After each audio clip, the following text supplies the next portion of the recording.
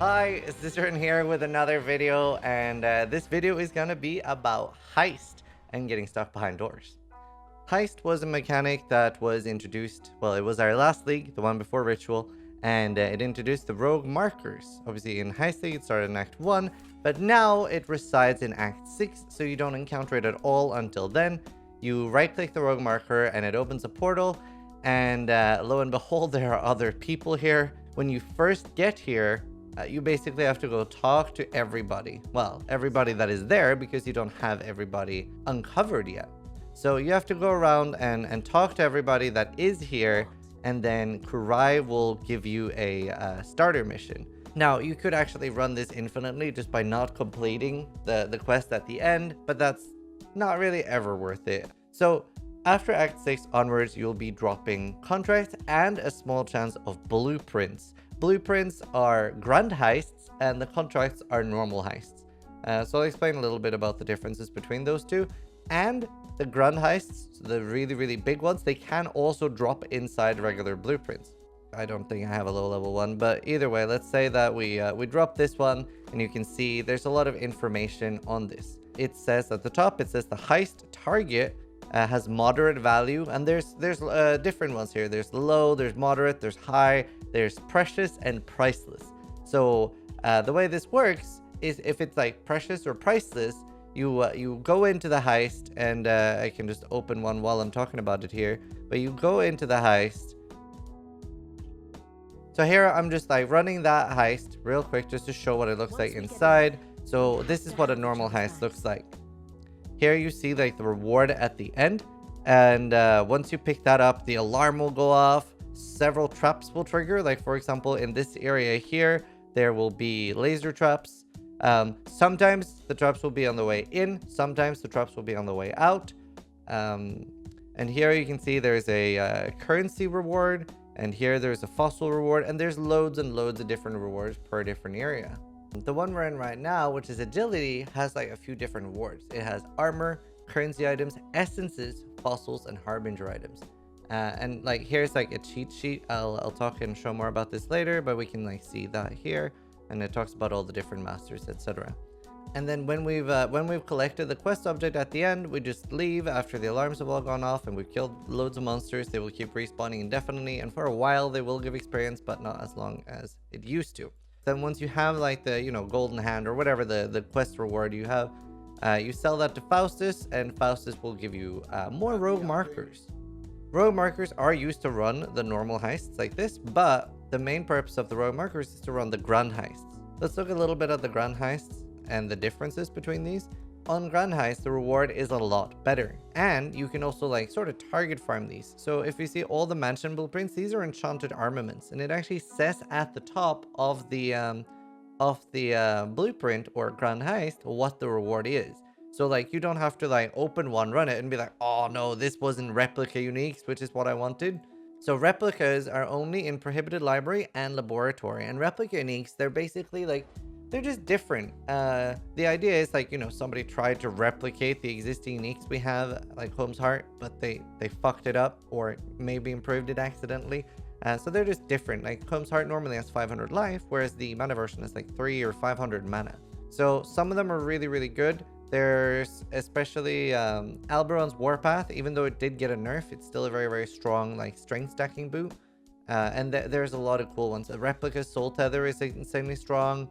And there's even a replica headhunter. So there's a lot of cool replica uniques that is worth running. And again, make sure you pay attention to the heist target, because that is what it tells you. These are like the thieves trinkets or currency. That means that it'll unlock a trinket slot, and you will get a trinket which looks like this, and it'll be, for example, every time, and this works in any small or grand heist, but every time I get a orb of alteration, there's a 15% chance it's going to be chaos orbs, or a 6% chance that every augment I get will be a chaos orb. This means that if you do drop a stack of alterations, you have a chance for that to be a stack of chaos orbs. Something on software a lot of people try to get the percentage chance for regals to be exalted orbs, and people were farming like a large amount of exalts with this. Heist is incredibly profitable. A lot of players are avoiding it and don't like it because the doors and stuff can be very tedious. You end up like spending a large amount of time going in and out and just waiting for doors while fighting not that many monsters. So a lot of players don't like it, but it is definitely worth your time. And especially if you're new to the game and you don't necessarily know what things are worth, it is a very profitable way to make money. When you have a grand heist such as this, let's take this over here and we go to Wakano. Here we have to reveal the blueprints. I'm sure loads of people have just been running it by throwing it in here and running one wing, but you can get more. If you click reveal blueprint, you can see here you have 3 different people. Both of my Niles and Gianna have 0 reveals, but my Wakano has 26 reveals. So then I just reveal these and boom, I have new rooms. Now, depending on how much, like maybe you're solo self and you don't have a lot of coins, then maybe you don't care about revealing the extra rooms. But you know, if this was, let's say, like metamorph rooms, like, you know, for the catalysts, I would definitely reveal those because I want more fertile catalysts. So I probably wouldn't reveal more of these, but you know, we can do that here. Once I have that, then I go to the planning table, I put it in and I start selecting the people that I want to run the mission, and they all like give different things. So you can see that I'm very quickly selecting these. So let's talk a little bit about what they do, and we also have to explain how we get the different masters and what levels do as well, which I'll cover after this. They'll start chatting, saying a bunch of stuff. There's actually pretty cool voice acting here. GGG did a really good job of all the voice acting. Venderi is one of the best ones. He basically has a and all the things they do, that goes up the higher level they are. But Venderi has a chance, a 14% chance here to duplicate the contents, but 30% more of the alarm. So, you know, if the alarm goes off before you're finished, things shut down, you can't get the reward at the end, etc. Karst is one of the best ones because 40% less reduced alert level from opening reward chests. Reward chests are like the big ones, like the currency or the fossil one we showed earlier.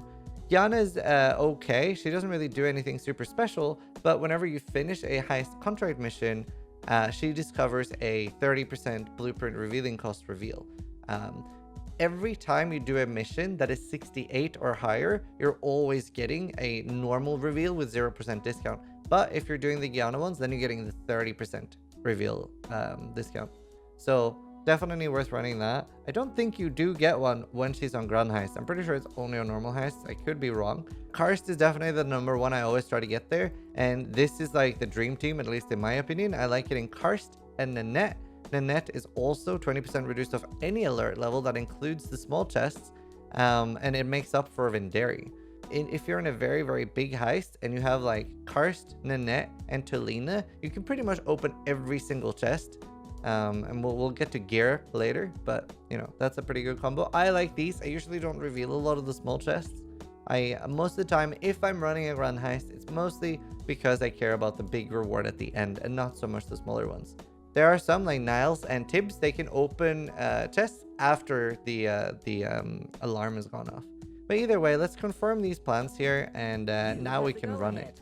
But we also have to talk a little bit about how do we get all of them, because when you click V the first time, you have very few of these people. So the way this works is that you start with Tibbs, and Tibbs gets Tolina, and Tolina gets Nanette. So you have to run, like, maybe you have to run a few. You should only have to run one, but maybe you have to run a few Tibbs missions, and he will give you Tolina. Then once you have Tolina, you run a few with that, and Tolina gives you Nanette.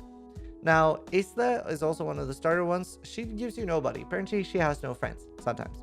Karst has loads of friends. First, you get Karst, then you get Huck, then you get Niles, then you get Venderi, and then you get Gianna. So once you have these, you also need to level them up, and not all of them goes to level 5. So Karst goes to level 5 here in lockpicking, Venderi goes to level 5 in demolition and trap disarmament, etc. And this is actually pretty important because some of the grand heists will have like a level 5 requirement, especially in the higher level ones. Here you can see it requires counter thaumaturgy level 5. So if I don't have one with that, I actually can't run the replica, which is really shitty. So it is worth leveling them up. They've done it a lot faster. Grand heists, once you have like a few that are like, maybe they only have like required level 1, 1, and 3, they're actually a pretty good way to level them up. It really seems to give like a large amount of XP. And the higher the level is, say if you're leveling from 4 to 5, running level 4 missions will give a lot more than just running level 1 missions. So we've covered that, and then let's look a little bit at the gear. So there's 3 different gear slots. I don't really bother min-maxing these a lot, but if you love Heist and you really want to run a lot of it, then yeah, you do get a large benefit from maxing these out large amount. So this is the number one thing I care about. I try to get a Whisper of Woven Cloak for when I have level 5 with reduced raising of alert level from opening chests. This makes a very, very big difference. And if I also like, as much as possible, I want to get that to just be a high roll. And if I'm able to get 4% chance of opening a chest to not generate alert level, that's pretty nice sometimes too. But I don't care that much about it. So on all the ones that I'm running with regularly, I try to get like a good cloak like that. Same here. Like this is a total of 14% reduced alert. The other things I don't care that much about. That's particularly because I don't run a lot of Heist. Here's an example of a brooch. It can say you're running Karst a lot with like currency, right? Karst is lockpicking, and lockpicking has a lot of the currency items. Having duplicate contain basic currency, if you got 2C, you would get 4. If you get 1 Exalted Orb and it duplicates, you would get 2. So these are really good as well. And then we have their like tool items. These tool items, once they're level, I think it's 84 or 83, they can roll +1 to demolition and +1 job level. Here's an example of something cool you can do with gear. Tibbs can only get level 4 demolition, but he can get level 5 brute force. So what I could do here on this like bracer, I could roll +1 all job level, and that would give him demolition. There is job level, there is all level, and there is character level. Character level doesn't really matter. It only makes them do more damage and shit. You don't really care about it. The left slot is also just to give you more damage. It can give you auras like purities or malevolence, etc. But I would say it is fairly worth if you're going to do a lot to roll the middle one. It increases the speed and you can get higher job level on it. The brooch as well is like pretty okay to upgrade. At the very least, getting a little bit extra job speed here and there is nice. Here at the sheet, you can see like a lot of like the stuff. It tells you this. We'll link this in the description. But more importantly is what you look at over here. It tells which ones have the max level for which. It says where you can get the different rewards. So for example, at the start of the league, if you want to unlock multi-mod recipe fast, then you want to spam as much perception as possible, right? That's the only place with those. Now, obviously, the small chests can give very generic rewards with pretty much anything. But this is a nice sheet to have and gives you a lot of information. We're ready to run our first grand heist. Hello. And we can just do it. So we open the grand heist. It costs me some coins. There's nothing I really need to prepare for this. And you might have noticed I didn't really bother rolling it. So how do we bother rolling them? Because you can roll them, you can alch them, you can alteration them, etc. And I pretty much never roll the normal contracts. And I will normally run the grand heist at least blue. So let's talk a little bit about that. What does rolling them do? Well, they can be fairly dangerous, especially on hardcore. So I don't feel like rolling them is worth it, because when you roll them, all it really does is it reduces the alert level slightly. This is worth it when you have like a really nice grand heist with maybe like you've unlocked a large amount of rewards, right?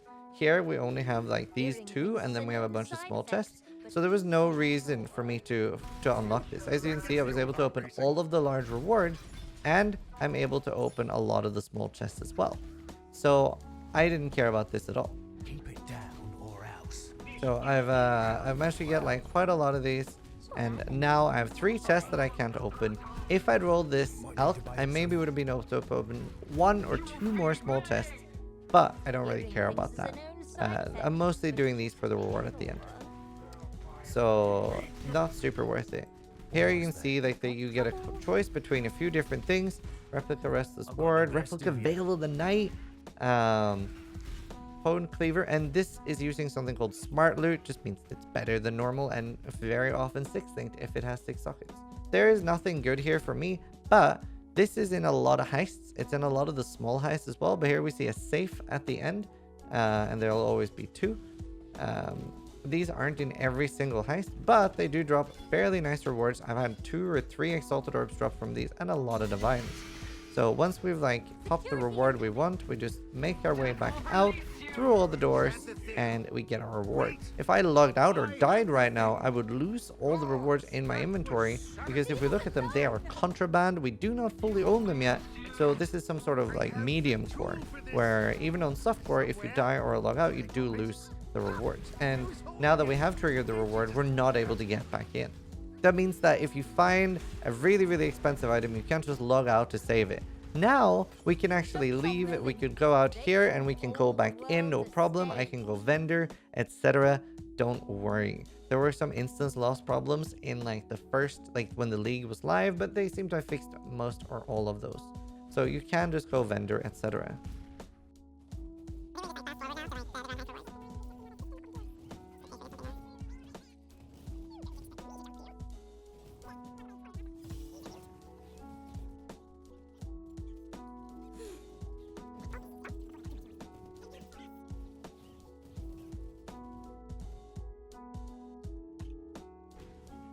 So here we have another grand heist reveal, and I don't really have anything interesting here. You can see that we have the safes as normal, and I'm gonna take the Valkyrie's guidance. Chaos damage can ignite. Maybe there's some like fun, weird build I can do with the new ring there. Here we have a Replica Ember Wake, which is actually pretty cool. Reduced ignite duration, but ignites your inflict deal damage 35% faster. That's pretty cool. So as you can see, there are like some cool replicas, and like the unusual gems are really good as well.